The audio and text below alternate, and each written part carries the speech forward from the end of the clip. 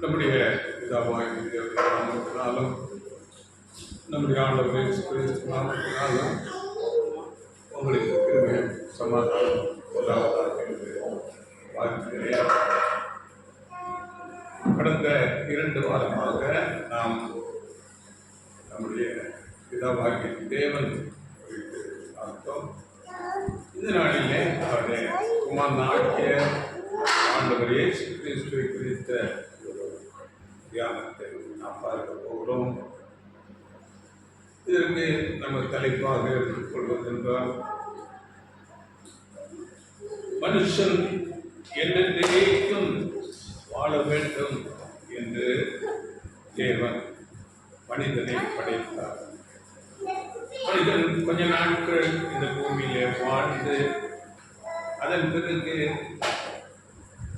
மரணத்துக்குள்ளாக போக வேண்டும் என்பது இவருடைய விருப்பமில்லை.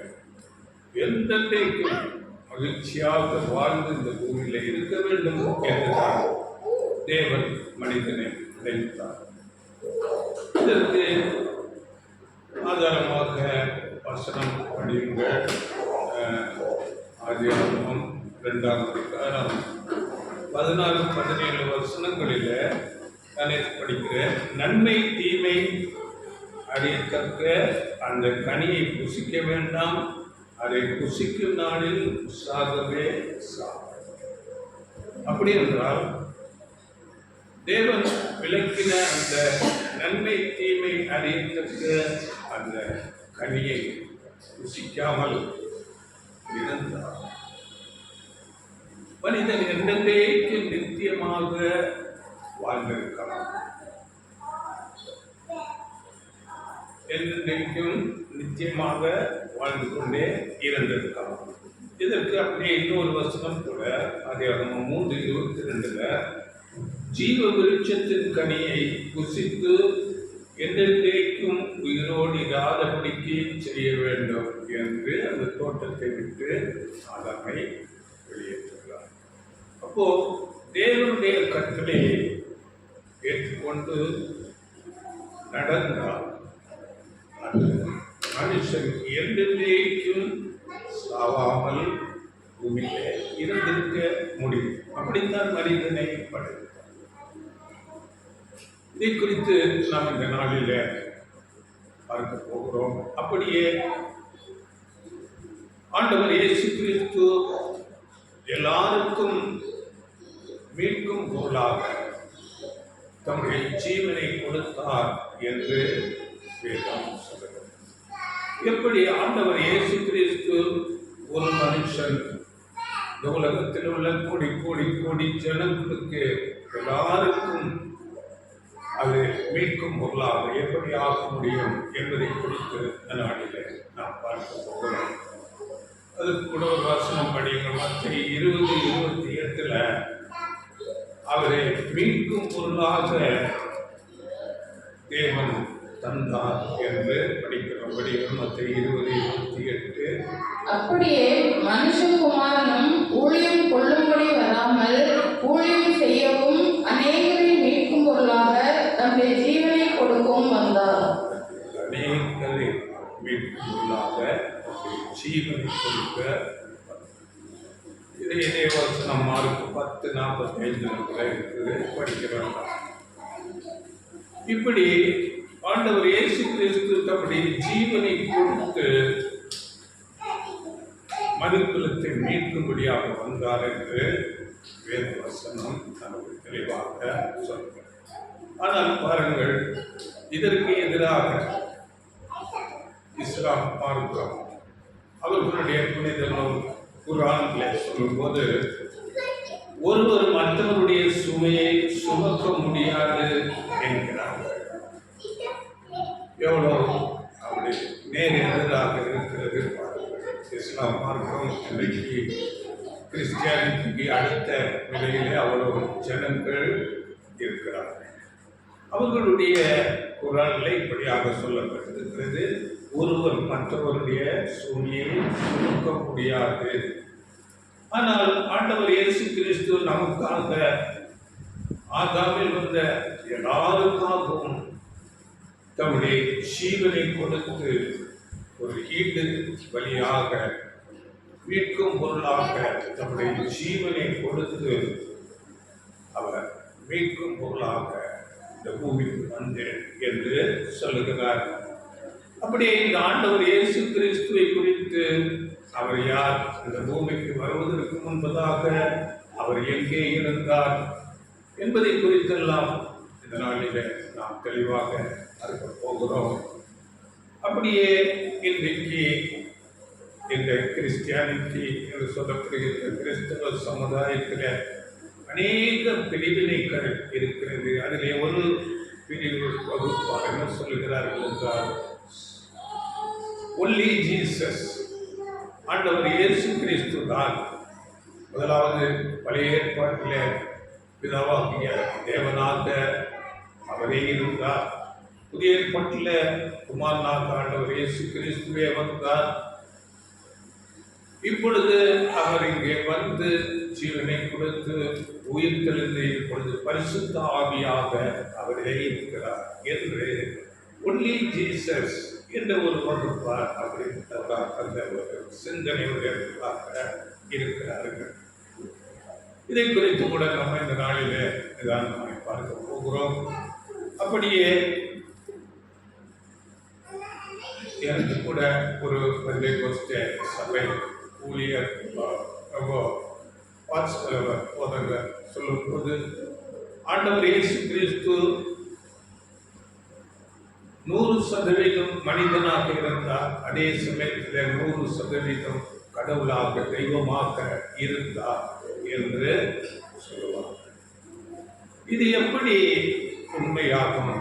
இதை குறித்து கூட இந்த நாளிலே நாம் தியானிக்க போகிறோம். பிதாவான தேவன் இந்த மனுக்குலம் என்றைக்கும் இந்த பூமியிலே மகிழ்ச்சியாக வாழ வேண்டும் என்றுதான் நினைக்கிறார். கொஞ்ச நாட்கள் இருந்து அதற்கு மறித்து போகணும் என்பது தேவனுடைய சித்தம் அல்ல. இதை குறித்து நம்ம வசனத்தை பார்த்தோம். இதை குறித்து கூட இந்த நாளில் எப்படி மனிதன் என்றைக்கும் வாழப்போகிறார் இதை குறித்து நாம் என்ன சொல்லுகிறது அநேக வசனங்கள் மூலமாக கவனமாக பார்க்க போகிறோம். அப்படி நாம் பார்க்கும்போது நன்றாக கவனியுங்கள். மனிதன் தன்னை உருவாக்கினவருக்கு கீழ்ப்படிந்து அவருடைய பிரமாணங்களுக்கு இசைவாக வாழ்ந்தார். அவர் என்னென்றைக்கும் உயிரோடு இருக்க படைத்தவருக்கு என்றும் அவர்கள் கீழ்ப்படிய வேண்டும். அப்பொழுது தான் என்னென்றைக்கும் வாழ முடியும்.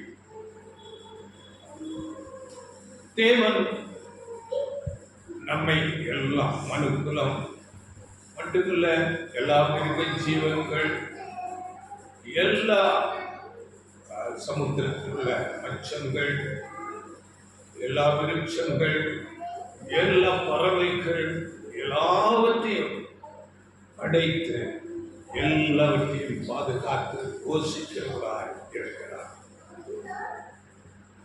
தேவன் அப்படிப்பட்டவராய் இருக்கிறார். அப்படிப்பட்ட தேவனுக்கு நாம் கீழ்ப்படிய வேண்டியது மிக மிக அவசியமாக இருக்கிறது. எப்படி என்றால், நாம் ரொம்ப சிம்பிளாக நாம் பார்க்கும்போது இந்த மனுக்குலம் சரி, மற்ற ஜீவராசிகள் எல்லாமே ஜீவித்திருப்பதற்கு மிகவும் அடிப்படையான தேவையாக இருப்பது தண்ணீர், இன்னும் சூரிய வெளிச்சம், காற்று. இவைகள் இல்லாமல் எந்த ஜீவராசியும் விளைத்திருக்கவே முடியாது. இவைகளை தேவன் முன்னதாக சிருஷ்டித்தார். இதை குறித்து அநேக வசனங்கள் இருக்கிறது. நான் வசனங்களை மாற்றம் சொல்கிறேன், நீங்கள் அதை தியானித்துக் கொள்ளுங்கள். காற்று குறித்து சொல்லும் போது, காற்றை சிருஷ்டித்து அவர் பண்டக சாலையிலிருந்து திறந்து விடுகிறார் என்று வேதம் சொல்கிறார். ஆமோஸ் புஸ்தகத்திலே 4ஆம் அதிகாரம் 13ஆம் வசனத்திலே அவர் காற்றை சிருஷ்டித்தவர் என்று வேதம் சொல்லுகிறது. அப்படியே மழையை குறித்து சொல்லும் போது எரேமியா 14:22 பிற வீணான தெய்வங்கள் மழையை பெய்ய பண்ணக்கூடுமோ என்று கேள்வி எழுப்பி நான் அல்லவோ மழையை பெய்ய பண்ணுகிறேன் என்று சொல்கிறார். அப்போஸ்தலர் 14:22 கூட தேவன் இந்த பூமியிலே மழையை பெய்ய பண்ணி செழிப்புள்ள காலங்களை எல்லாம் கட்டளையிட்டு நம்மை ஆசீர்வதித்திருக்கிறார். நாம் சந்தோஷத்தோடு புசித்து வாழும்படியாக என்று அந்த வசனம் சொல்லுகிறது. அப்படியே மத்தேயு 5:45 தேவன் நீதியுள்ளோர் மேலும் அநீதியுள்ளோர் மேலும் மழையை பெய்ய பண்ணி நல்லோர் மேலும் தீயோர் மேலும் தமது சூரியனை உதிக்க பண்ணுகிறார் என்று அங்கே தமது சூரியன் என்று அந்த வசனம் வார்த்தை சொல்லுகிறார். இப்போ சூரியனை உதிக்க பண்ணுகிறார், மழையை பெய்ய பண்ணுகிறார், காற்றை சிருஷ்டித்து பண்டக சாலையிலிருந்து திறந்து விடுகிறார். இதை யோபு புஸ்தகத்தில் நாம் படிக்கும் போது யோபு 9ஆம் அதிகாரம் 7ஆம் வசனத்தில் அவர் கட்டளையிட சூரியன் உதிக்காதிருக்கும் என்று சொல்லப்பட்டிருக்கிறது. ஒரு நிமிடம் நாம் யோசனை பண்ணி பார்க்கும் போது இந்த சூரியன் உதிக்காமல் இருந்தால் என்ன ஆகும்? இந்த மனுக்குலத்துக்கு என்ன ஆகும்? மற்ற ஜீவராசிகள் எல்லாம் உயிரோடு இருக்க முடியுமா? நிச்சயமாகவே அது முடியாது. அதனால தேவன் கட்டளையிட சூரியன் உதிக்காதிருக்கும். இவைகள் எல்லாவற்றையும் தந்து தேவன் மனுக்குலத்தை இந்த பூமியில ஜீவித்திருக்கும்படியாக வைத்திருக்கிறார். அதனால தேவனுடைய பிரமாணங்களுக்கு கட்டளைகளுக்கு நாம் கீழ்ப்படிந்து வாழ வேண்டியது மிகவும் அவசியமாக இருக்கிறது. அப்படி நாம் கீழ்ப்படியாமல் போகும்போது அது நமக்கு சாபமான மரணத்தை கொண்டு வருகிறது. இந்த சாபமான மரணத்திலிருந்து எந்த மனிதனும் தப்ப முடியாது. நாம் உலகத்தில் பார்க்கும் போது பெரிய பெரிய தலைவர்களாக இருந்தாலும், எவ்வளவு பணம் படைத்த எவ்வளவு பெரிய சீமானாக இருந்தாலும் மரண தண்டனையிலிருந்து தப்பித்துக் கொள்ளவே முடியாது. வேதத்திலே நாம் படிக்கும் போது யோபு புஸ்தகத்திலே 14ஆம் அதிகாரம் 10ஆம் வசனத்துல மனிதன் மரணத்துக்குள்ளே போகிறான். படிங்கள் 14:10. மனுஷனோ என்றால் செத்தபின் ஒழிந்து போகிறான், மனுபுத்திரன் ஜீவித்து போன பின் அவன் எங்கே? அவன் எங்கே? எங்கேயும் இல்லை. இன்னொரு மொழிபெயர்ப்புல பாடுங்கள், மனிதர் மடிகின்றனர், மண்ணில் மறைகின்றனர், உயிர் போன பின் அவன் எங்கே? எங்கே அவர்கள்? எங்கேயும் இல்லை. அப்போ ஒரு மனிதன் பிறந்து 30, 40, 50, 60, 70, அதிகபட்சம் 100, 110 என்று சிலர் வாழ்கிறார்கள். அப்படி வாழ்ந்து மரித்து போவது தேவனுடைய சித்தமா என்றால் இல்லை. மனிதன் என்றென்றைக்கும் நித்தியமாக மகிழ்ச்சியோடு வாழ வேண்டும் என்பதுதான் தேவனுடைய சித்தமாக இருக்கிறது. ஆனால் தேவனுக்கு கீழ்ப்படியாமல் போகும்போது அங்கே மரண சாபத்து நிமித்தம் இன்றைக்கு எல்லா ஜனங்களும் மரணத்துக்குள்ளே போய் கொண்டிருக்கிறார்கள். இந்த மரணம் குறித்து கூட அநேகர் ஒவ்வொரு சிந்தனையுடையவர்களாக இருக்கிறார்கள். மரித்த பிறகு வேறு வேறு பிறவிகளாக இருக்கிறார்கள். இல்லாவிட்டால் கிறிஸ்தவர்கள் கூட மரித்தவர்கள் இன்னும் பேய்களாக பிசாசுகளாக அப்படியாக அலைந்து திரிக்கிறார்கள். இன்னும் சிலர் மோட்சம் போகிறார்கள், பரலோகம் நரகம் போகிறார்கள். இப்படியாக எல்லாம் பலவிதமான சிந்தனைகள். ஆனால் வேதத்தில் மரித்தவர் ஒன்றும் அறியார் என்று வேதத்தில் சொல்லப்பட்டிருக்கிறது. பிரசங்கியின் புஸ்தகத்தில் அந்த வசனம் படி 9:5-6. பிரசங்கி 9:5-6. உயிரோடு இருக்கிறவர்கள் தாங்கள் மரிப்பதை அறிவார்களே, மரித்தவர்கள் ஒன்றும் அறியார்கள். இனி அவர்களுக்கு ஒரு பலனும் இல்லை. அவர்கள் பேர் முதலாய் மறக்கப்பட்டிருக்கிறது. அவர்கள் சிநேகமும் அவர்கள் பகையும் அவர்கள் பொறாமையும் எல்லாம் ஒழிந்து போயிற்று. சூரியனுக்கு கீழே செய்யப்படுகிறது ஒன்றிலும் அவர்களுக்கு இனி என்றைக்கும் பங்கில்லை. ஒன்றுமில்லை, எல்லாம் ஒழிந்து 10ஆம் வசனம். செய்யும்படி உன் கைக்கு நேரிடுகிறது எதுவோ அதை உன் பலத்தோடே செய். நீ போகிற பாதாளத்திலே செய்கையும் வித்தையும் அறிவும் ஞானமும் இல்லையே. பாதாளத்தில் போகலாம், அங்கே ஒன்றுமே இல்லை. செய்கை வித்தை ஒன்றுமே இல்லை. பாதாளம் என்றால் பாதத்துக்கு கீழே மண்ணிலே போய்விடலாம். நீ மண்ணே மண்ணுக்கு போ.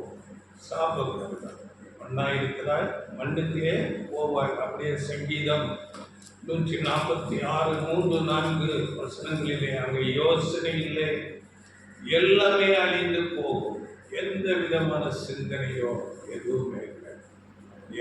மரணம் மனிதன் இல்லாமல் போகிறான். ஆனால் அவனுக்கு கொடுக்கப்பட்ட அந்த ஜீவ சுவாசம் தேவனுக்கு போகிறது என்று சொல்லுகிறது. அது ஒரு பொருளாக அல்ல, தேவனுடைய ஒரு வல்லமை, பவர், ஜீவ சுவாசம். அது தேவனிடத்துக்கு போகிறது.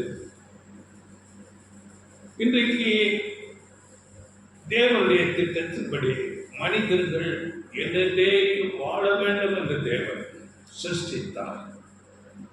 மனிதனை வேதம் சொல்லுகிறது, அவன் பிரமிக்கத்தக்க ஒரு அதிசயமாக சிருஷ்டிக்கப்பட்டிருக்கிறார் என்று வேதம் சொல்கிறது. சங்கீதம் படிக்க வேண்டாம். 139:14 நான் பிரமிக்கத்தக்க அதிசயமாய் உண்டாக்கப்பட்டபடியால் உம்மை துதிக்கிறேன். மனிதன் மிகவும் அதிசயமாக உருவாக்கப்பட்டிருக்கிறார். அவன் படைப்பு உயிர்த்த பிறப்பில் இருந்து நீங்கள் யோசனை பண்ணுங்கள். அவருடைய இருதயம் அங்கே துடிக்க ஆரம்பிக்கிறது. அது தானாகவே துடித்துக் கொண்டே இருக்கிறது. தெய்வ செயல்.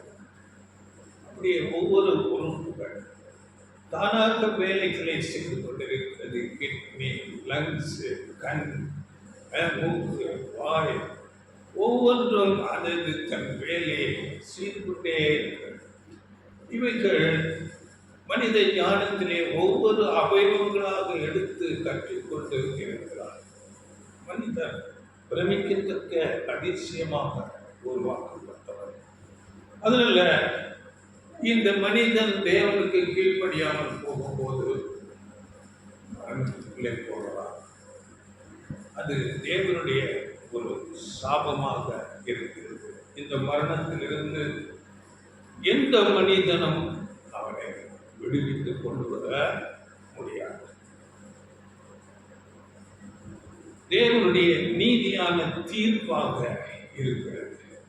அங்கே முதல் மனிதனாகிய ஆதாமுக்கு அது விளக்கப்பட்ட பழத்தை நீ புசிக்காதே என்று சொல்லப்பட்ட பழத்தை புசிக்கும் போது கீழ்ப்படியாமல் போகும்போது அங்கே நீதியான தண்டனை தேவனிடத்திலிருந்து அங்கே வருகிறது. ஏனென்றால் தேவன் நீதிபரராயிருக்கிறார். 100% அவர் நீதி உள்ளவராயிருக்கிறார். வேதத்திலே நாம் பார்க்கும்போது அவருடைய சிங்காசனம் நீதியும் நியாயவுமாயிருக்கிறது என்று வேதத்திலே நாம் படிக்கிறோம். சங்கீதம் படித்துக் கொள்ளுங்கள் 97:2.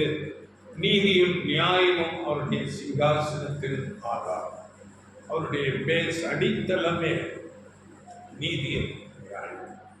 சங்கீதம் 89:14 கூட வேதவசனம் அங்கு சொல்லப்பட்டிருக்கிறது. அதே சமயத்தில் தேவன் அன்பாகவும் இருக்கிறார். 100% அவர் அன்புள்ளவராக இருக்கிறார். 1 யோவான் 4:8 தேவன் அன்பாகவே இருக்கிறார் என்று தேவனுடைய அன்பை குறித்து அவங்க பேசுகிறது. அதனால 100% பூரணமான நீதி உடையவராக இருக்கிறார். அதே சமயத்தில் 100% பூரண அன்பு உடையவராகவும் நம்முடைய தேவன் இருக்கிறார். இப்படி மனுஷனால் இருக்க முடியுமா என்றால் கடினம்தான். நாம் சரித்திரங்களிலே கேள்விப்பட்டிருக்கிறோம். மனுநீதி சோழன் என்று ஒரு அரசன் இருந்தார். அவர் தன்னுடைய மகன் ஒரு பசுவை அங்கே தேர்காலிலே கொல்லும் போது அந்த மகனுக்கு அதே தேர்காலிலே மரணத்தை கொடுத்தார் என்று சரித்திரங்களில் படிக்கிறோம். இது நீதியாக இருக்கலாம், ஆனால் அங்கே அன்பு அதில் குறைவு இருக்கிறது. அதனால மனுஷன் 100% நீதியாகவும் 100% அன்பாகவும் இருக்க முடியாது. இல்லை, இன்னொரு மனிதன் 100% அன்பாக இருக்கிறார் என்று நாம் வைத்துக் கொண்டால், அந்த மனிதன் யார் என்ன செய்தாலும் கண்டிப்பதில்லை, மன்னிக்கிறார் என்று வைத்துக் கொண்டால், அது தவறுக்கு தண்டனை கொடுக்காமல் போகும்போது அங்கே நீதி அங்கே குறைவுபடுகிறதா இருக்கிறது. அதனால எந்த மனிதனும் 100% அன்பாகவும் 100% அங்கே நீதியோடும் இருக்கவே முடியாது. அப்படி மனிதனால் கூடாது. ஆனால் தேவன் சர்வ வல்லமை உள்ள தேவன். நாம் போன வாரத்தில் பார்த்தோமே, பிதாவான தேவன் 100% அவர் அன்புள்ளவராகவும் 100% நீதி உள்ளவராகவும் இருக்கிறார். இதுதான் தேவனுடைய தனி சிறப்பாக இருக்கிறது. அவரால் அப்படி இருக்க முடியும். 100% அவர் நீதி உள்ளவராகவும் 100% அன்புள்ளவராகவும் இருக்கிறார். 1 யோவான் 4:9-10 நாம் படிக்கும் போது அவருடைய அன்பை குறித்து அங்கே நாம் படிக்கிறோம். தம்முடைய ஒரே பேரான குமாரனாலே நாம் பிழைக்கும்படிக்கு தேவன் அவரை இவ்வுலகத்திலே அனுப்பினதினால் தேவன் நம்மேல் வைத்த அன்பு வெளிப்பட்டது. நாம் தேவனிடத்தில் அன்பு கூர்ந்ததினால் அல்ல, அவர் நம்மிடத்தில் அன்பு கூர்ந்து நம்முடைய பாவங்களை நிவர்த்தி செய்கிற கிருபாதார பலியாக தம்முடைய குமாரனை அனுப்பினதினாலே அன்பு உண்டாயிருக்கிறது. தேவனுடைய அன்பை குறித்து இந்த வசனம் பேசுகிறது. தேவன் தம்முடைய குமாரனை கொடுத்து உலகத்தை அன்பு கூர்ந்தார் என்று வேதம் சொல்லுங்கள். அது எப்படி 100% அன்புள்ளவராகவும் 100% நீதி செய்கிறவராகவும் இருக்க முடியும்? தேவனிடத்திலே நாம் பார்த்தோம் 4 குணங்கள். அவருடைய ஞானம் அளவிடப்படாதது. அது 100% ஞானம் இருக்கிறது. அதே சமயத்தில் வல்லமை 100%, அன்பு, நீதி, இவையெல்லாம் அங்கே பூர்ணமாக தேவனிடத்தில் இருக்கிறது. அதனால்தான் ஆதாம் முதல் மனிதன் கீழ்ப்படியாமல் அங்கே போகும்போது அவருடைய நீதி அங்கே 100% அங்கே நீதியை காட்டி அவனுக்கு தண்டனையாக அங்கே மரணத்தை கொடுத்தார்.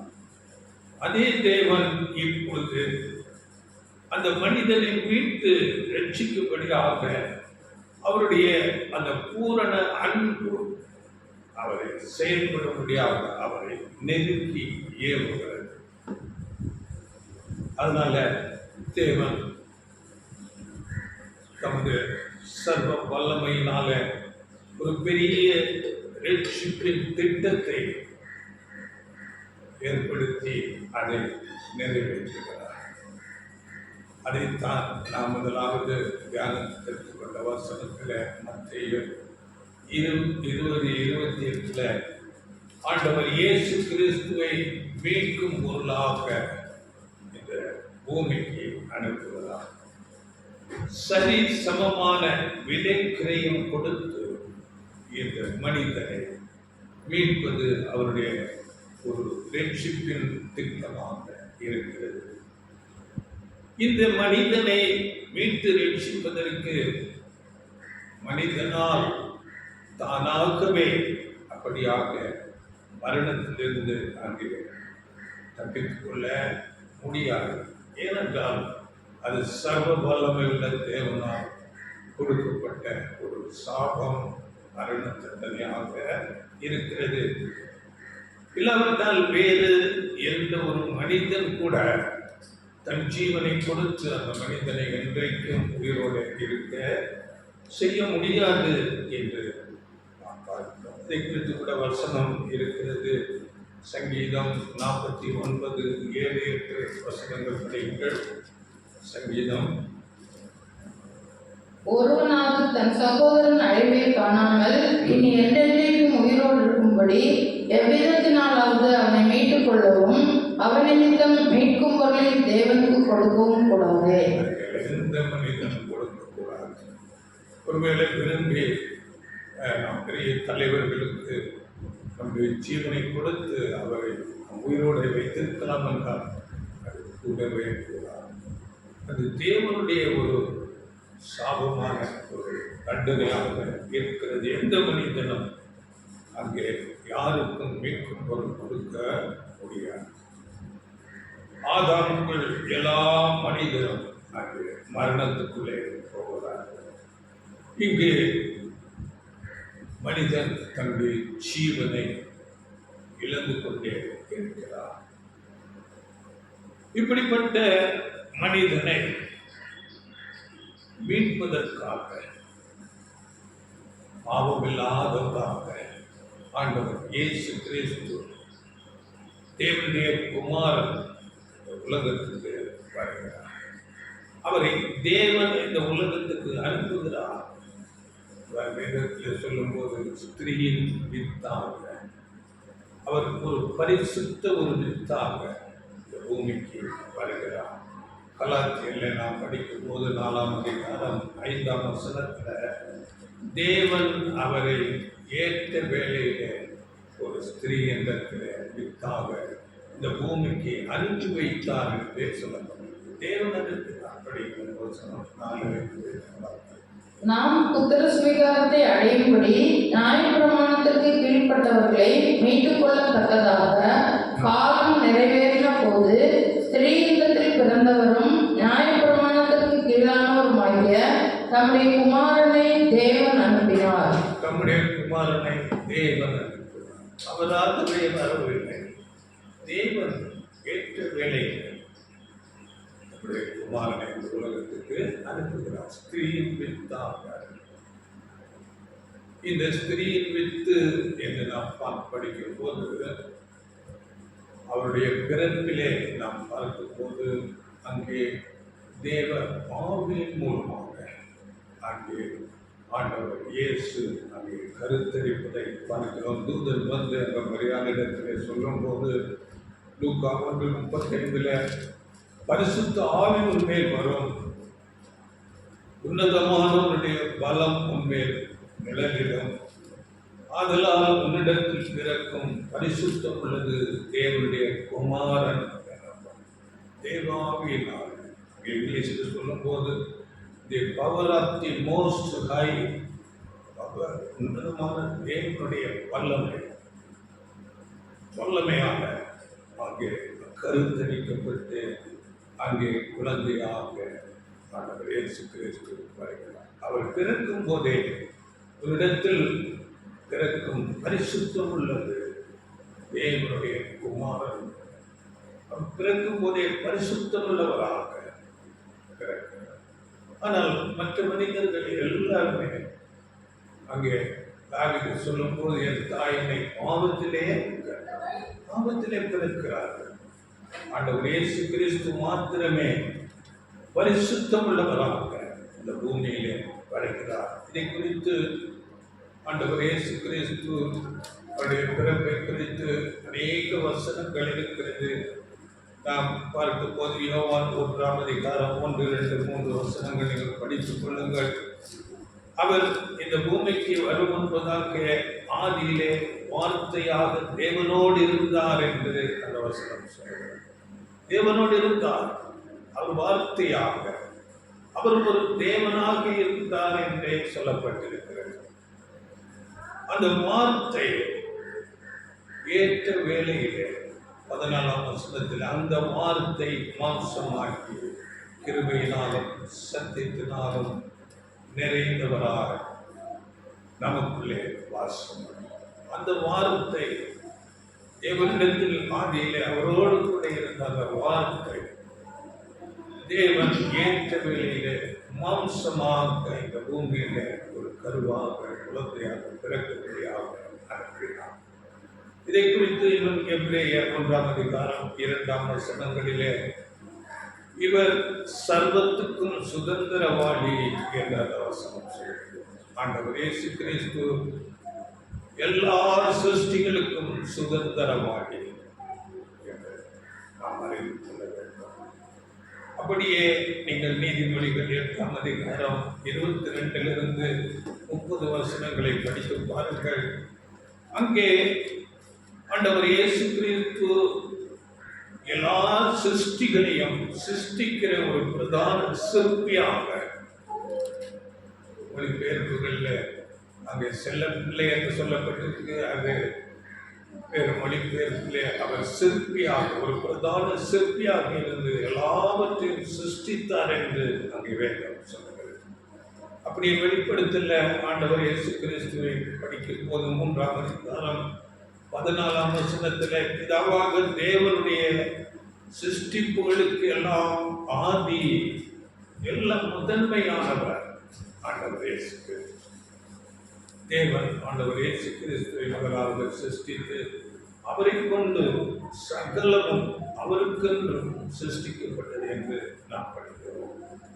இதே சங்கீதம் 89:27 நீங்கள் படித்து பாருங்கள். அவர் முதல் பேரானவர், அதுதான் முதல் பேரர். ஆண்டவர் இயேசு கிறிஸ்துவை குறித்து சொல்லும்போது முதல் பேர், எல்லாவற்றுக்கும் ஆதி. இப்படியாக ஆண்டவர் இயேசு கிறிஸ்து இந்த பூமிக்கு வரும் என்பதாக அவர் தேவனோடு இருந்தார், சகலத்தையும் சிருஷ்டித்தார்.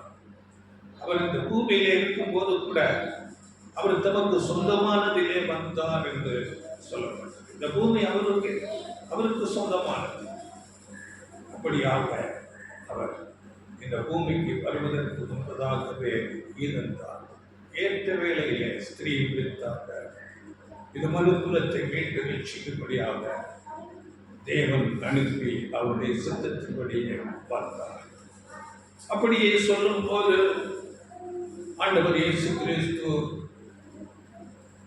100% மனுஷனாகவும் 100% கடவுளாகவும் தெய்வமாகவும் இருந்தார் என்று சிலர் சொல்லுகிறார்கள். அது அப்படி அல்ல, அது தவறானது. அப்படி ஒரு சிருஷ்டிப்பு இருக்கவே முடியாது. தேவன் நீதியுள்ள தேவனாய் இருக்கிறார். தேவன் நீதியாக செயல்படுகிறவர். இதுல மனுஷனாகவும் தெய்வமாகவும் அப்படி எந்த சிருஷ்டியும் இருக்க முடியாது. தேவன் அவருடைய அடித்தளம் நீதி நியாயமாக இருக்கிறது. உபாகமம் 32ஆம் அதிகாரம் 4ஆம் வசனத்தில் நாம் படிக்கும் போது அவருடைய கிரியைகள் எல்லாம் உத்தமமானது, அவருடைய வழிகள் எல்லாம் நீதியானது என்று படிகள். உபாகமம் 32:4. அவர் தன்மலை, அவர் கிரியை உத்தமமானது, அவர் வழிகள் எல்லாம் நியாயம், அவர் நியாயக்கேடில்லாத சத்தியமுள்ள தேவன், அவர் நீதியும் செம்மையுமானவர். அவருடைய கிரியைகள் எல்லாம் உத்தமமானது, வழிகள் எல்லாம். அப்படியாக மனிதனாகவும் கடவுளாகவும் ஒரு சிருஷ்டியை அப்படியாக பூமிக்கு அனுப்பினார்.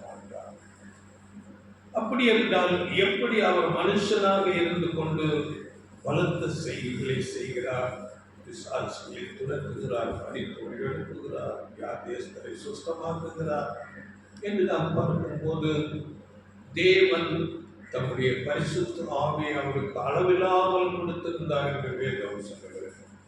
அவர் தம்முடைய பரிசுத்த ஆவியின் வல்லமையினால பலத்த செய்கைகளை செய்கிறார்.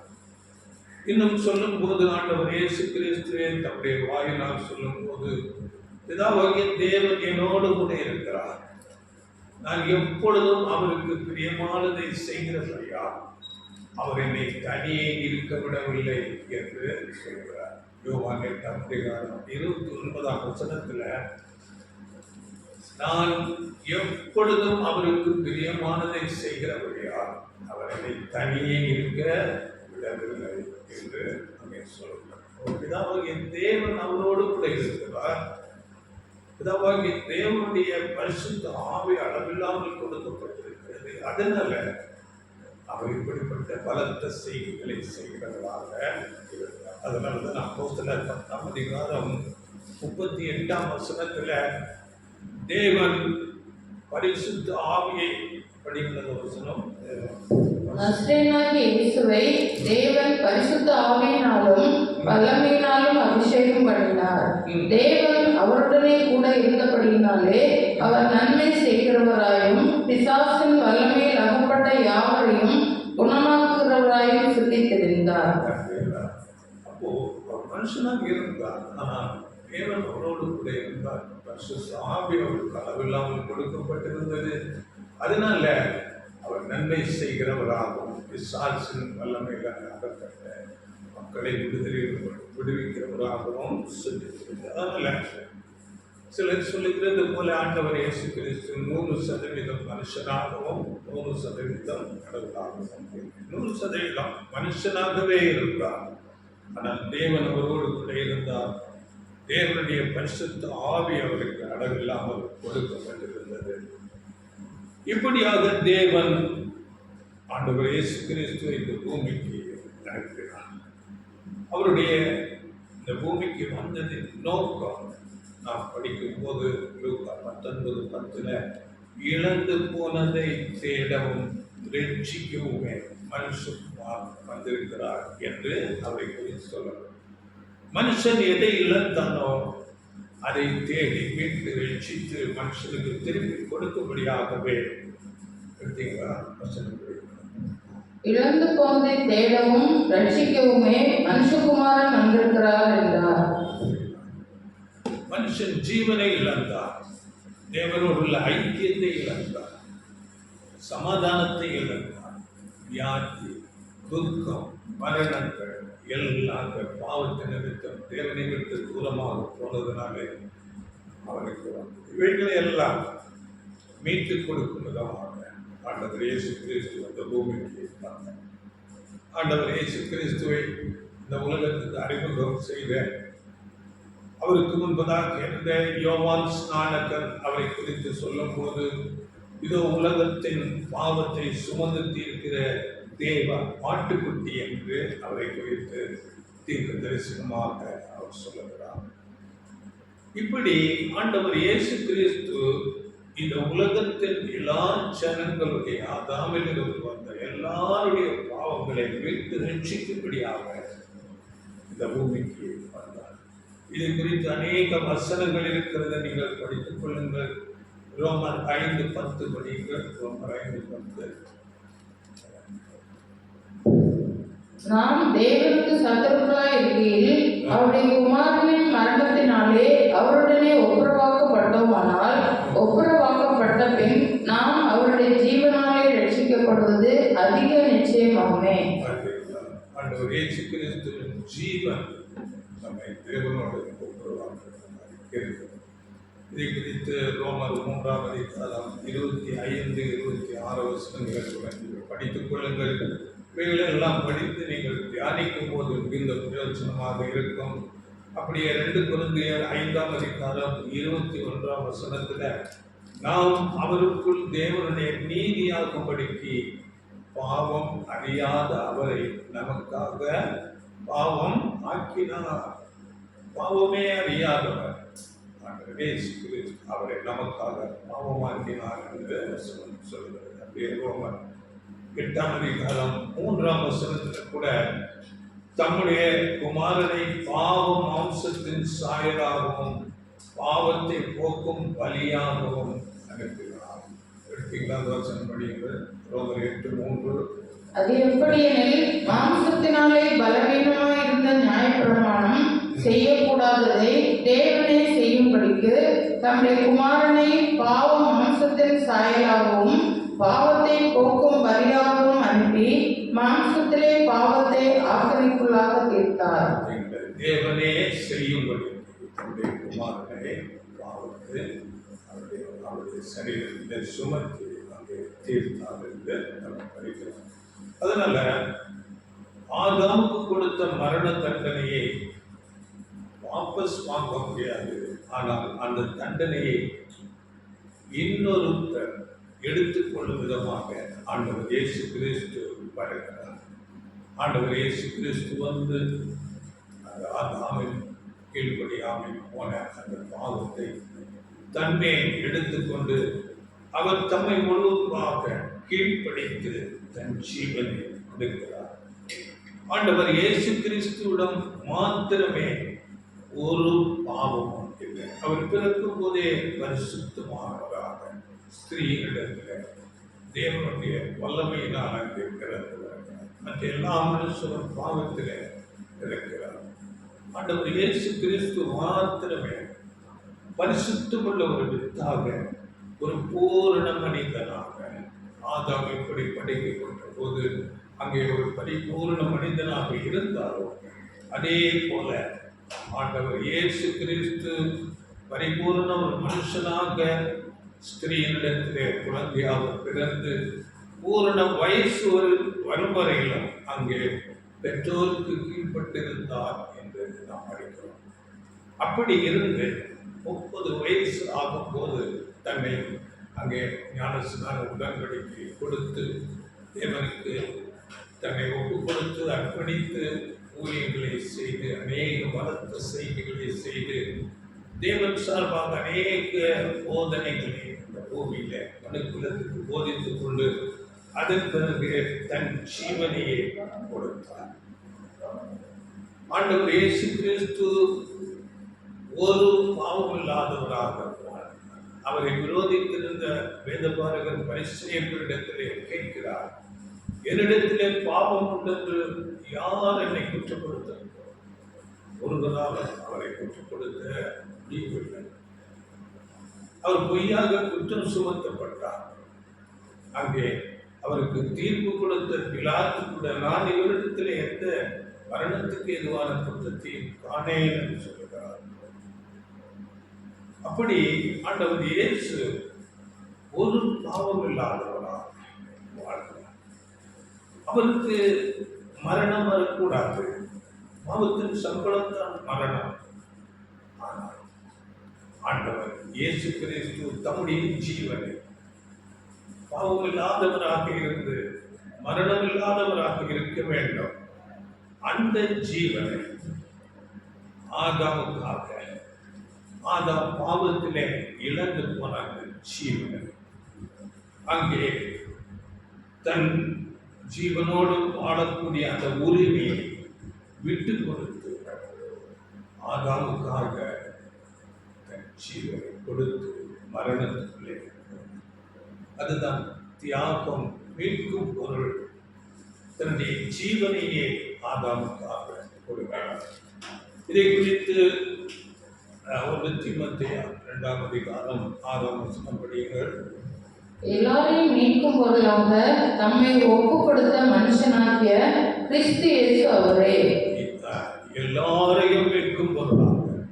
ஆதாமுக்குள் எல்லாரும் பாவத்தில் போய்விட்டார்கள். அதனால ஆண்டவர் இயேசு கிறிஸ்து ஆதாமுக்கு அந்த ஒரு மீட்கும் பொருளாக தன்னுடைய ஜீவனை கிரயமாக அங்கே கொடுக்கும்போது எல்லாரும் ஆதாமுக்கு ஜீவனை பெற்றுக்கொள்கிறார். இந்த ஈடு கிரயம், மீட்கும் பொருள், சரி சமமான விலை ஆண்டவர் இயேசு கிறிஸ்துவனுடைய அந்த மரணம். அது யாரிடம் கொடுக்கப்பட்டது என்றால் பிதாவாகி தேவனிடம் அங்கே கொடுக்கப்பட்டது. அப்பொழுது தேவனுடைய நீதி அங்கே திருப்தி செய்யப்படுகிறது. தேவன் 100% நீதி உடையவர். இந்த ஆண்டவர் இயேசு கிறிஸ்துவின் ஈடு பலி, அந்த மீட்கும் பொருள், அந்த விலைக்கிரயம் தேவனுடைய நீதியை திருப்தி செய்கிறதா இருக்கிறது. அதனால ஆதாமின் மூலம் எப்படி எல்லாருக்கும் மரணம் வந்ததோ அப்படியே ஆண்டவர் இயேசு கிறிஸ்து மூலம் எல்லாருடைய மரண சாபமும் நீக்கப்படுகிறது, எல்லாருக்கும் ஜீவன் வருகிறதா இருக்கிறது. இதை குறித்து வசனங்கள் நமக்கு தெரியும். அநேக வசனங்கள் இருக்கிறது. ஒரு வசனம் படிங்க, ரோமர் 5ஆம் அதிகாரம் 12ஆம் வசனம். இப்படியாக ஒரே மனுஷனாலே பாவமும் பாவத்தினாலே மரணமும் உலகத்தில் பிரவேசித்தது போலவும் எல்லா மனுஷரும் பாவம் செய்தபடியால் மரணம் எல்லாருக்கும் வந்தது போலவும் இதுவும் ஆயிற்று. ஒரே மனுஷனாலே பாவம், பாவத்தினாலே மரணம். அதுதான் ஆதாம் தேவனுக்கு கீழ்ப்படியாமல் பாவத்துக்குள்ளே போனான். அதன் சாபமாக மரணம். அதுபோல எல்லாருக்கும் மரணம். அப்படியே இதுவும் ஆயிற்று. அதை இன்னும் 18-19 விளக்குவேன். ஆகையால் ஒரே மீறுதலினாலே எல்லா மனுஷருக்கும் ஆக்கினைக்கு ஏதுவான தீர்ப்பு உண்டானது போல ஒரே நீதியினாலே எல்லா மனுஷருக்கும் ஜீவனை அளிக்கும் நீதிக்கு ஏதுவான தீர்ப்பு உண்டாயிற்று. அன்றியும் ஒரே மனுஷனுடைய கீழ்ப்படியாமையினாலே அநேகர் பாவிகளாக்கப்பட்டது போல ஒருவருடைய கீழ்ப்படிதலினாலே அநேகர் நீதிமான்கள் ஆக்கப்படுவார்கள். ஒரே மனுஷனுடைய கீழ்ப்படியாமை, ஒரே மனுஷனுடைய நீதி, இப்படியாக எல்லாருக்கும் ஜீவன் கொடுக்கப்படுகிறது. நம்முடைய ஆண்டவர் இயேசு கிறிஸ்துவை குறித்து நாம் பார்த்தோம். அவர் எல்லா சிருஷ்டிகளுக்கும் முதன்மையான ஸ்தானத்தில் இருந்தவர், சிருஷ்டிகளுக்கெல்லாம் ஆதி. அவரே எல்லாவற்றுக்கும் சுதந்திரவாளி. சகலமும் அவர் மூலமாகவே சிருஷ்டிக்கப்பட்டது. நாம் அறிந்திருக்கிறோம், கொலோசியர் 1:15 காணக்கூடாது. தேவனுடைய தற்சுரூபம், அவருடைய சாயலாகவே ஆண்டவர் இயேசு கிறிஸ்து இருந்தார். அப்படிப்பட்ட மேலான ஒரு ஸ்தானத்திலிருந்து இந்த முழு மனுக்குலத்தையும் மீட்டு ரட்சிக்கும்படியாக தன்னை தாழ்த்தி மனுஷனாக இந்த பூமிக்கு வருகிறார். தேவ சித்தத்தின்படியே வருகிறார். தேவன் அவரை அனுப்புகிறார். இதை குறித்த சங்கீதம் 40ஆம் அதிகாரம் 7 நாம் படிக்கும் போது, இதோ உமக்கு பிரியமானதை செய்ய நான் வருகிறேன் என்று அங்கே அவர் தேவ சித்தத்தின்படியே தேவன் அவரை அனுப்பி அவர் விருப்பமாக வருகிறார். படியுங்கள் சங்கீதம் 40:7. அப்பொழுது நான் இதோ வருகிறேன், புஸ்தகச் சுருளில் என்னை குறித்து எழுதியிருக்கிறது. என் தேவனே, உமக்கு பிரியமானதை செய்ய விரும்புகிறேன், உமது நியாயப்பிரமாணம் என் உள்ளத்திற்குள் இருக்கிறது என்று சொன்னேன். உமக்கு பிரியமானதை செய்ய விரும்புகிறேன் என்று சொல்லி இதை குறித்து இன்னும் ஏசாயா 6ஆம் அதிகாரம் 8ஆம் வசனத்தில் கூட அங்கே யாரை நான் அனுப்புவேன் என்ற தரிசனமாக சொல்லப்பட்டிருக்கிறது. யாரை நான் அனுப்புவேன், யார் நமது காரியமாய் போவான் என்று கேட்கும் போது அங்கே அதற்கு நான் இதோ அடியே இருக்கிறேன், என்னை அனுப்பும் என்று ஆண்டவர் இயேசு கிறிஸ்துவாக தானாக மனமோந்து தன்னை தாழ்த்தி ஜீவனை கொடுக்கும்படியாக இங்கே வருகிறார். வேலை வந்த போது ஸ்திரீயினிடத்தில் பிறந்தவராக வருகிறார். வந்து ஆதாமின் மேலிருந்த மரணம் என்ற சாபத்தை தன்மேல் ஏற்றுக்கொண்டு இவர் மரணத்துக்குள்ளாக முற்றிலும் மரணம் என்பது ஒன்றும் இல்லாமல் போய்விடுகிறது. ஆண்டவர் இயேசு கிறிஸ்துவை குறித்து கூட அவர் இல்லாமல் போனார், அவர் மரணத்திலே போனார். அவர் எங்கேயும் இல்லாமல் போய்விடுகிறார். ஏசாயா புஸ்தகத்தில் 53ஆம் அதிகாரம் 8ஆம் வசனத்தில் அதை குறித்து சொல்லப்பட்டிருக்கு. ஜீவனுள்ளோருடைய தேசத்திலிருந்து அவர் அறுப்புண்டு போனார். அங்கே படிக்கும் போது கட்டாப்சில் பூமியிலிருந்து அவர் இல்லாமல் போய்விட்டார். படிக்கும் அந்த வசனம் 53:8. இடுக்கணிலும் நியாய தீர்ப்பிலும் இருந்து அவர் எடுக்கப்பட்டார். அவருடைய வம்சத்தை யாரால் சொல்லி முடியும்? ஜீவனுள்ளோருடைய தேசத்திலிருந்து அவர் கொண்டு போனார். என் ஜனத்தின் மீறுதலின் நிமித்தம் அவர் பாதிக்கப்பட்டார். ஜீவனுள்ளோருடைய தேசத்திலிருந்து அறுப்புண்டு போனார். இங்கிலீஷ்ல சொல்லும்போது he was cut off out of the land of the living. ஜீவனுள்ள தேசத்திலிருந்து முற்றிலும் அவர் அறுப்புண்டு போனார். என் ஜனத்தின் மீறுதலின் நிமித்தம் அவர் கொலை செய்யப்பட்டார். மரணத்துக்குள்ளே போய்விட்டார். தன் ஜீவனை பிதாவிடத்தில் ஒப்புக் கொடுத்தாது. அந்த ஆவி, தேவன் தந்த ஆவி, ஜீவன், வல்லமை அவர் தேவனிடத்தில் கொடுக்கப்பட்டது. அவருடைய சரீரம் அங்கே பாதாளத்துக்கு போனார். 3ஆம் நாளிலே பிதாவாகிய தேவன் அவரை மரணத்திலிருந்து எழுப்பினார். சிலர் இதை கூட அவராக எழுந்து விட்டார் என்று சொல்லுவார்கள். இல்லை, பிதாவாகிய தேவன் அவரை எழுப்பினார். அப்போஸ்தலர் 2:24 அநேக வசனங்கள் இருக்கிறது. பிதாவாகிய தேவன் அவரை மரித்தோரிலிருந்து எழுப்பினார் என்று நாம் படிக்கிறோம். அப்படியே படித்தீங்களா? அப்படியே தேவன் அவருடைய மரண உபாதிகளின் கட்டை அவிழ்த்து அவரை எழுப்பினார். அவர் மரணத்தினால் கட்டப்படக்கூடாதிருந்தது. மரணத்திலிருந்து பிதாவாகிய தேவன் அவரை எழுப்பினார். அப்படியே பிலிப்பியர் நீங்கள் படித்துக் கொள்ளுங்க 2ஆம் அதிகாரம் 8-11 வசனங்களிலே அவர் சிலுவையில் மரண பரியந்தம் தன்னை கீழ்ப்படுத்தி தாழ்த்தினார். தேவன் அதனால் அவரை எல்லாவற்றுக்கு மேலாக உயர்த்தி வானோர், பூதலத்தோர், பூமியின் கீழானவருடைய முழங்கால்கள் யாவும் உடம்பு முடியாது மேலான நாமத்தை அவருக்கு தந்தவர்களாக என்று தேவன் அவரை எழுப்பினார். தேவன் அவரை மேன்மைப்படுத்தினார். எல்லா மனுஷனுடைய முழங்கால்களும் கொடுக்க முடியாது. அதனால சிலர் நினைக்கிறது போல சொல்வார்கள், பிதாவாகிய தேவனே அப்படியே மனுஷனாக வந்தார், இயேசு கிறிஸ்துவாக வந்து மரித்தார், அப்பொழுது உயிர்த்தெழுந்தார். அப்படியே பரிசுத்த அப்படி அல்ல. பிதாவாகிய தேவனால் இந்த பூமிக்கு அப்படியாக மனுஷனாக வர முடியாது. ஏனென்றால் பிதாவாகிய தேவனை குறித்து சொல்லும் போது அங்கே 1 தீமோத்தேயு 6:16 ஒருவராய் சாவாமை உள்ள என்று சொல்லப்பட்டது. ஒருவராய் சாவாமை உள்ளவரும் மனுஷரை ஒருவரும் கண்டிராதவரும் காணக்கூடாது. சாவாமை உள்ள சாவு வர முடியாது. ஆண்டவர் இயேசு கிறிஸ்து என்றால் இங்கே ஆதாமுக்கு ஈடு கிரியம் கொடுக்க மரணம் வர வேண்டும். அதற்காக பிதாவாகிய தேவன் தம்முடைய ஆண்டவர் இயேசு கிறிஸ்து தம்முடைய ஒரே பேரான முதல் சிருஷ்டியாகிய தம்முடைய குமாரனை அவர் அனுப்பினார்.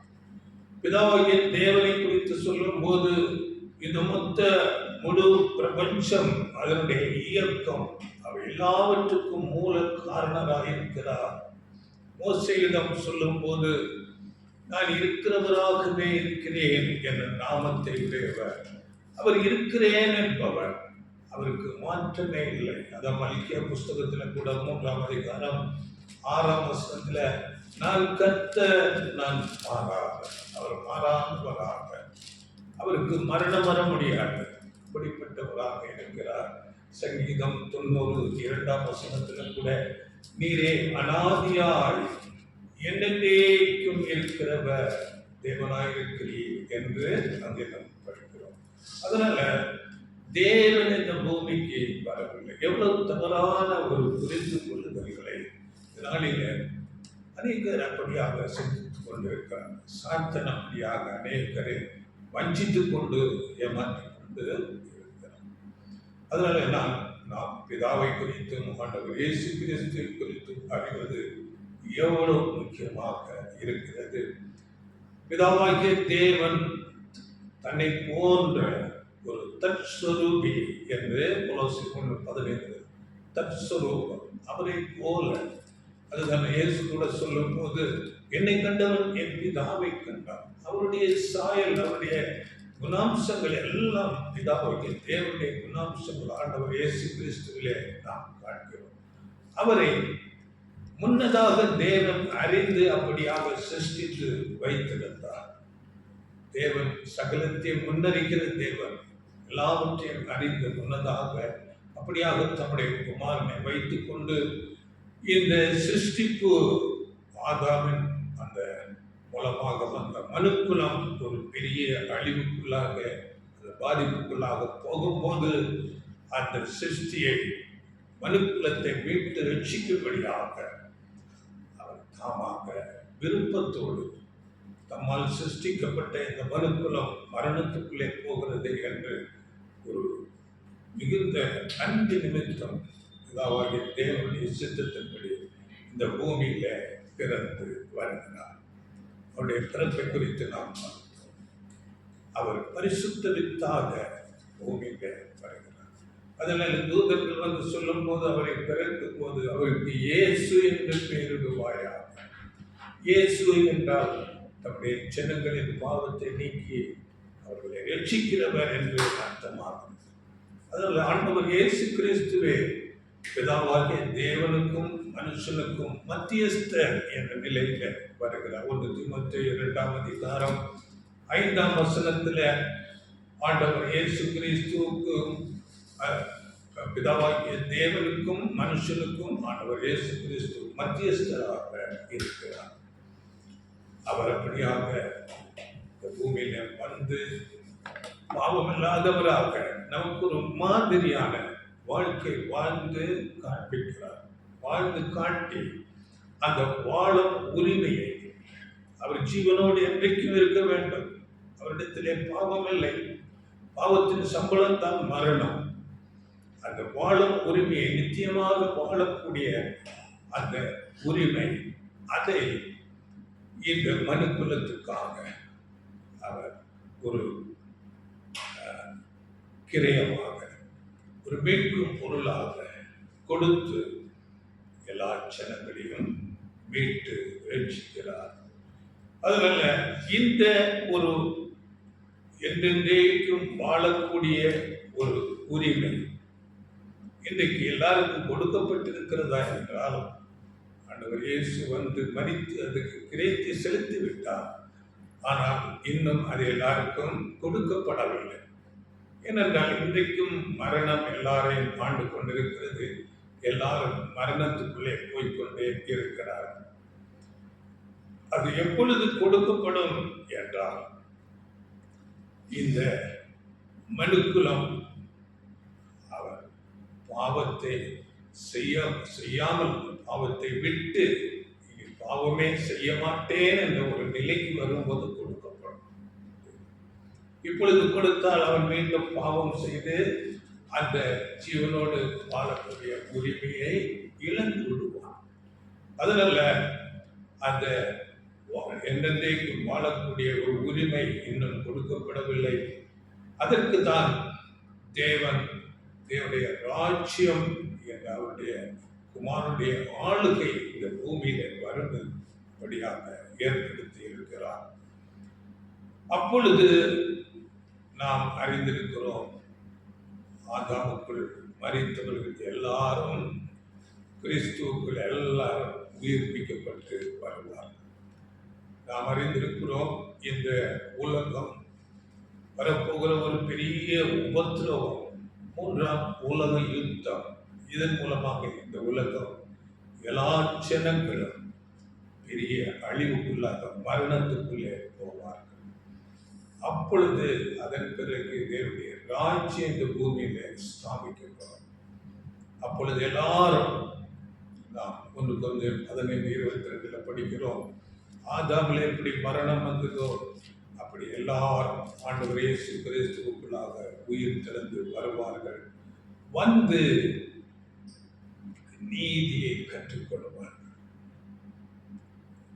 இப்பொழுது அவரை நாம் உண்மையாய் இந்த சத்தியங்களை அறிந்து உணர்ந்து தேவனுக்கு கீழ்ப்படிந்து அந்த ஒரு ஆண்டவர் இயேசு கிறிஸ்துவின் சாயல் போல அவருடைய குணாம்சத்துக்கு மாறி வருகிற நாம் ஆண்டவர் இயேசு கிறிஸ்துவோடு அந்த தேவனுடைய ராஜ்யத்திலே ஆளுகை செய்கிறவர்களாக இருப்போம்.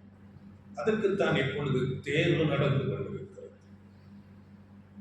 இப்பொழுது அவரை ஏற்றுக்கொண்டு தேவனுக்கு முழுமையாக தங்களை தாழ்த்தி கீழ்ப்படிந்து கிறிஸ்துவின் சாயலுக்கு ஒப்பாக நாம் மாற வேண்டும். அவருடைய அடிச்சுவடுகளுக்குள்ளாக அப்படியே நாம் நடந்து அவரை போல அவருடைய குணாம்சத்துக்கு நாம் வளரும். அப்பொழுது அது தேவனுடைய ராஜ்யத்தில் இயேசுவோடு கூட நாம் ஆளுகிறவர்களாக இருப்போம். இருந்து இந்த உலகம் எல்லாம் மரணத்திலிருந்து எழுந்து வருவார்கள். அவர்களை நீதி கற்றுக்கொள்ளும் விதமாக தேவனுக்கு பிரியமானதை செய்யப்படியாக கீழ்ப்படியபடியாக அவரை ஆளுகை செய்வோம். இதை குறித்து அநேக வசனங்கள் இருக்கிறது. நாம் அதில் பார்த்திருக்கிறோம். ஏசாயா 26:9 பூச்சக்கரத்து கொடிகள் இந்த பூமியில நீதியை கற்றுக்கொள்வார்கள். பூமியில நியாயத்திற்கு நடக்கும் போது பூச்சக்கரத்து கொடிகள் எல்லாரும் நீதியை கற்றுக்கொள்வார்கள். அப்படியே ஏசாயா 2 வசனத்திலிருந்து நீங்கள் படித்து பாருங்கள். எல்லா ஜனங்களும் அந்த தேவனுடைய ராஜ்யத்திலே நீதியை கற்றுக்கொள்ளும் விதமாக ஓடி வருவார்கள் என்று வசனம் சொல்லுங்கள். இவையெல்லாம் தேவனுடைய ஒரு பெரிதான ரட்சிப்பின் திட்டமாக இருக்கிறது. அவர் தன்னுடைய மகாபெரிய ஞானத்தினால அவைகளை எல்லாம் ஏற்படுத்தி இந்த ரட்சிப்பின் திட்டத்தை ஏற்படுத்தி ஒவ்வொன்றையும் நிறைவேற்றி கொண்டே இருக்கிறார். முதலாவது ஆண்டவர் இயேசு கிறிஸ்துவை அனுப்பினார். அதன் பிறகு அவரோடு ஆளுகை செய்கிற சபை வகுப்பாரை தேர்வு செய்து கொண்டிருக்கிறார். அதன் பிறகு இந்த உலகம் பெரிய அழிவுக்குள்ளாக போகிறதாய் எல்லாம் தேவன் தம்முடைய திட்டத்தின்படியே அவருடைய மகா ஞானத்தின் வல்லமையிலும் சகலத்தையும் செய்து நிறைவேற்றி கொண்டே இருக்கிறார். இன்னும் மீகா 4ஆம் அதிகாரம் இதில் நீங்கள் படித்த பக்கத்திலிருந்து நாம் படிக்கும் போது அங்கே அந்த ரட்சிப்பின் திட்டம் சொல்லப்பட்டிருக்கிறது.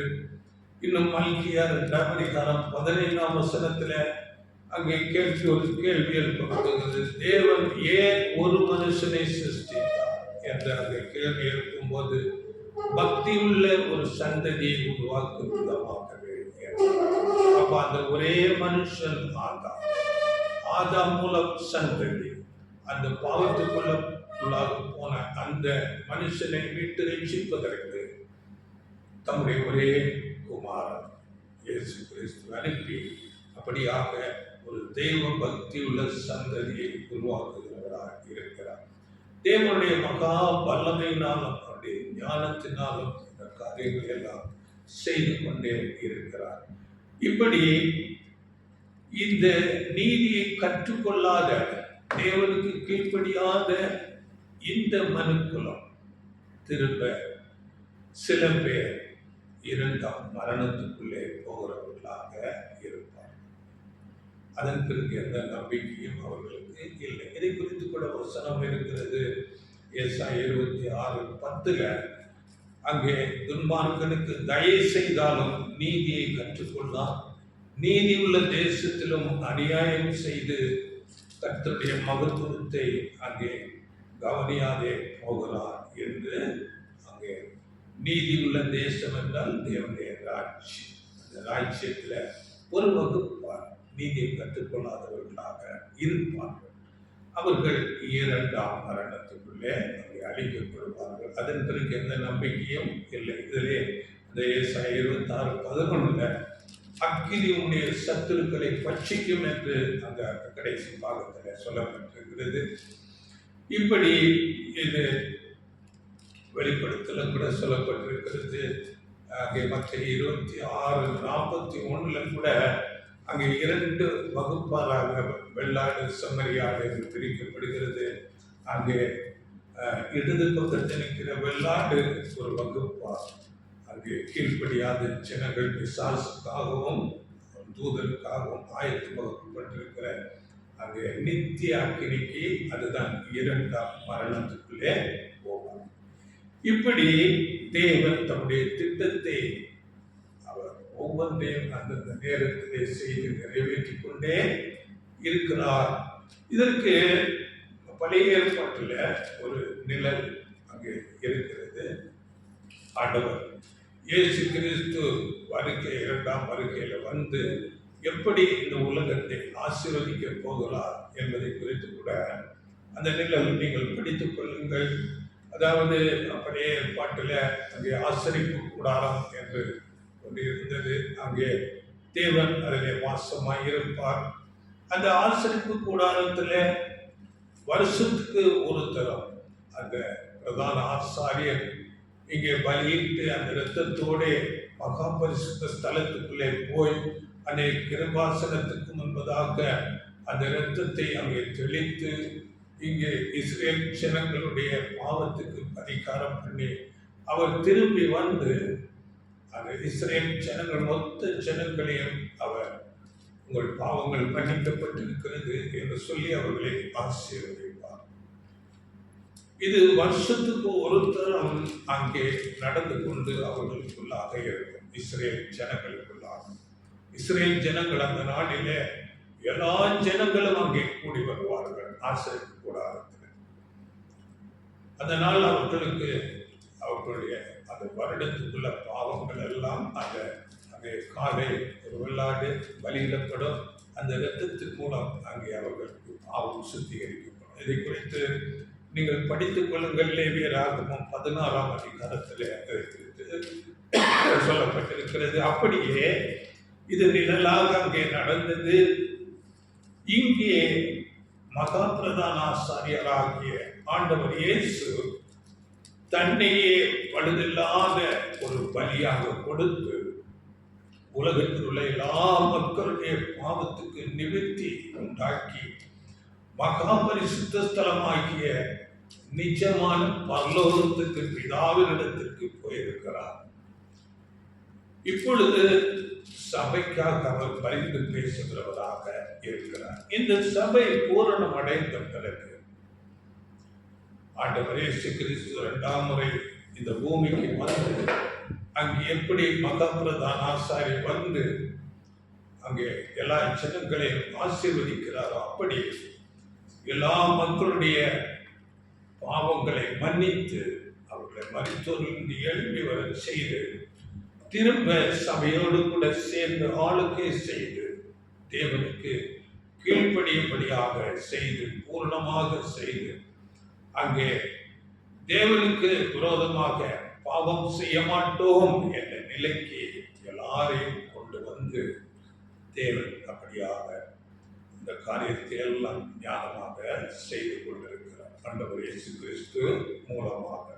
அப்பொழுது அவர்களுக்கு நித்தியமாக வாழக்கூடிய அந்த உரிமையை தேவன் கொடுப்பார். பாவம் நாங்கள் பாவமே செய்ய மாட்டோம் என்ற நிலைக்கு வரும்போது தான் அந்த காரியம் அவர்களுக்கு கொடுக்கப்படும். இதை குறித்து கூட எபிரேயர் 9ஆம் அதிகாரத்தில் அங்கே பழைய ஏற்பாட்டு பிரதான ஆசாரியை அவரை ஒப்பிட்டு இங்கே ஆண்டவர் இயேசு கிறிஸ்து பிரதான ஆசாரியராக ஒப்பிட்டு பேசப்படுகிற அந்த அதிகாரத்தை முழுமையாக நீங்கள் நிதானமாக படித்தால் அவைகளை உணர்ந்து கொள்ள முடியும். ஒரு சில வசனங்களை படியுங்கள். 9ஆம் அதிகாரத்தில் 23ஆம் வசனம். பரலோகத்தில் உள்ளவைகளுக்கு சாயலானவைகள் இப்படிப்பட்ட பலிகளினாலே சுத்திகரிக்கப்பட வேண்டியதாய் இருந்தது. பரலோகத்தில் உள்ளவைகளோ இவைகளிலும் விசேஷித்த பலிகளாலே சுத்திகரிக்கப்பட வேண்டியதாமே. இதிலும் விசேஷித்த பலி, அதுதான் ஆண்டவர் இயேசு கிறிஸ்து பலி, விசேஷித்த பலி. அவருடைய இரத்தம் வெளியேறப்பட்டது, மாசில்லாதது அப்படின்னு சொல்லப்பட்டிருக்கு. அப்படியே 24ஆம் வசனம். அந்தபடி மெய்யான பரிசுத்த ஸ்தலத்துக்கு அடையாளமான கையினால் செய்யப்பட்டதாய் இருக்கிற பரிசுத்த ஸ்தலத்திலே கிறிஸ்துவானவர் பிரவேசியாமல் பரலோகத்திலே தானே இப்பொழுது நமக்காக தேவனுடைய சமூகத்தில் பிரத்யட்சமாகும்படி பிரவேசித்திருக்கிறார். தேவனுடைய சமூகத்துக்கே போய்விட்டார், பரலோகத்துக்கே போய்விட்டார். அப்படியே 28.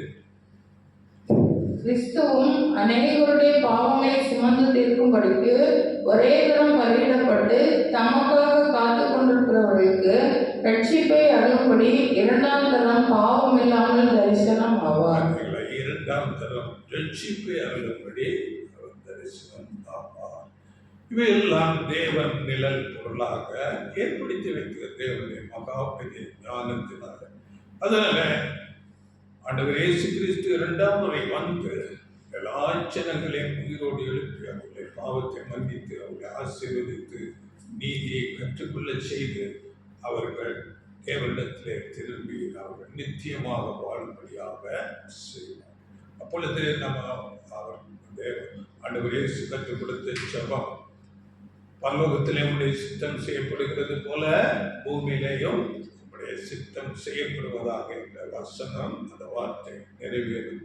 அப்பொழுதிலிருந்து சபை இந்த ஜெபத்தை செய்து கொண்டே இருக்கிறார்கள், அது நிறைவேறும். இதை குறித்து இன்னும் வெளிப்படுத்தல் 21ஆம் அதிகாரம் 3-4 வசனங்கள் நீங்கள் படித்துக் கொள்ளுங்கள். 7ஆம் வசனத்துல வெளிப்படுத்த 21:7 ஜெயம் கொள்ளுகிறவன் எல்லாவற்றையும் சுதந்திரித்துக் கொள்ளுவான். நான் அவன் தேவனாயிருப்பேன், அவன் என் குமாரனாய். அவருடைய ஆளுகை அந்த 1000 வருடம் ஆளுகையில அப்படியாக எல்லாரையும் நீதியை கற்றுக்கொள்ள செய்து, கற்றுக்கொள்ளாதவர்கள் 2ஆம் மரணத்துக்குள்ளே போய் அதன் பிறகு தேவனுடைய ராஜ்யத்தை ஆண்டவர் இயேசு கிறிஸ்து பிதாவாகிய தேவனிடத்தில் ஒப்படைத்து தாம் அவருக்கு கீழ்ப்பட்டிருப்பார் என்று வசனம் தெளிவாக சொல்லுகிறது. 1 கொரிந்தியர் 15:24 படிங்கள் வசனம். அதன் பின்பு முடிவு உண்டாகும். அப்பொழுது அவர் சகல துரைத்தனத்தையும் சகல அதிகாரத்தையும் வல்லமையையும் பரிகரித்து தேவனும் பிதாவுமாய் இருக்கிறவருக்கு ராஜ்யத்தை ஒப்புக் கொடுப்பார். 28 சகலமும் அவருக்கு கீழ்ப்பட்டிருக்கும் போது தேவனே சகலத்திலும் சகலமாய் இருப்பதற்கு குமாரன் தாமும் தமக்கு சகலத்தையும் கீழ்ப்படுத்தினவருக்கு கீழ்ப்பட்டிருப்பார். அப்போ பிதாவாகிய தேவனுக்கு ஆண்டவர் இயேசு கிறிஸ்து கீழ்ப்பட்டிருப்பார், சகலமும் அவருக்கு கீழ்ப்பட்டிருப்பார். ஆண்டவர் இயேசு கிறிஸ்து எவ்வளவாக உயர்த்தப்பட்டார், பிதாவாகிய தேவனிடத்திலே மிகுந்த ஒரு பயபக்தி உடையவராக அவர் தம்மை தாழ்த்தி கீழ்ப்படுகிறவராக இருக்கிறார். அது நமக்கு ஒரு முன்மாதிரியாக ஆண்டவர் இயேசு கிறிஸ்து அப்படியாக வாழ்ந்தார், அப்படியாக இருக்கிறார். அப்படியே நாமும் சபை வகுப்பார் அவர்கள் அப்படியே முற்றிலுமாக தங்களை தாழ்த்தி கீழ்ப்படிவார்கள். உலகம், மனுக்குலம் எல்லாரும் தேவனுக்கு கீழ்ப்படித்து தங்களை தாழ்த்தி கீழ்ப்படிவார்கள். இப்படியாக ஆண்டவர் இயேசு கிறிஸ்து முதலாம் வருகையிலே தன் ஜீவனை கொடுத்து அந்த ரட்சிப்பின் திட்டத்தை அங்கே துவக்கி வைத்து 2ஆம் வருகையில வந்து அவர் சகலத்தையும் ஆளுகை செய்து எல்லாரையும் ரட்சிக்கிற ஒரு வேலையை செய்து முடிப்பார். பூரணமாக சபையோடு சேர்ந்து இப்படிப்பட்ட ஒரு உன்னதமான தேவனுடைய ரட்சிப்பின் திட்டத்தை அறிந்து கொள்ள தேவன் நமக்கு இந்த நாளிலே உதவி செய்தார். பிதாவாகிய தேவனுக்கு ஆண்டவர் இயேசு கிறிஸ்து மூலமாக துதியும் கனமும் ஸ்தோத்திரங்களையும் நாம் செலுத்துமாக. ஆண்டவருடைய வார்த்தையின் மூலங்களை ஆசீர்வதிப்பாராக. இதை அநேகருக்கு பகிர்ந்து கொடுங்கள். ஆண்டவர்களோடு